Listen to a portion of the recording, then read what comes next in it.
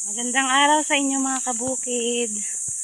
Ayan, pasensya na at hindi ako nakakapag-update ng masyado.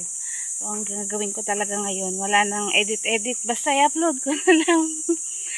Ayan, papunta ako ngayon sa mangunguha ako ng pakain ko sa native na na baboy yung gabi. Kasi parang hinahanap-hanap talaga nila yung gabi. Ayan, maganda na yung dito damo, pero yung mga baka doon pa rin ipapaso sa malayo-layo kasi hinahanap-hanap nila yung malagong damo doon. Ayan, di hahayaan na muna namin lumago yung damo dito. Yung mga kambing naman nakapastol na. Bale yung aking inahing baboy nakapanganak na, hindi lang talaga ako makapag-upload kasi nga kailangan ko nga pang i-edit. Titingnan ko mamaya kung kaya namang i-upload na lang ng diretso. Tingnan nyo dito, nandito tayo sa may ilalim ng puno ng mangga. Napakaraming laglag na mangga. Kaso, ayan, kinakain lang mga laglag. Kinakain ng kambing, ng baka. Yan, sobrang dami na. Bukas pala, dadalhin ko dito yung mga kambing. Manawa sila dito sa, tingnan nyo naman, ang lalaki. Ang lalaki ng bunga. Kaso meron pa nga sa bahay, marami pang hinog doon.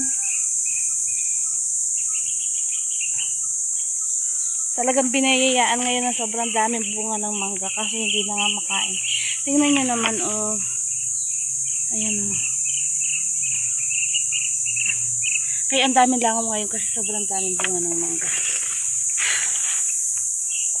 Ayan, malago na pala. Andam mo dito. Dadalhin ko bukas dito ang kambing. Tuwan-tuwa yung.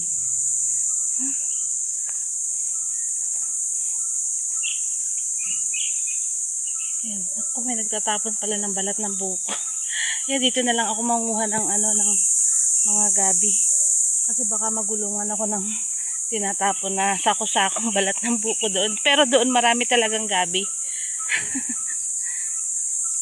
Yung asawa ko naman na dinadala nga yung yung baka doon sa kabilang doon pinagpapastulan niya at gawa ng gusto nga doon, hinahanap-hanap ng baka doon. Ayun na muna. At ako'y muna, walang taghawak ng aking cellphone. Manguha muna ako ng gabi.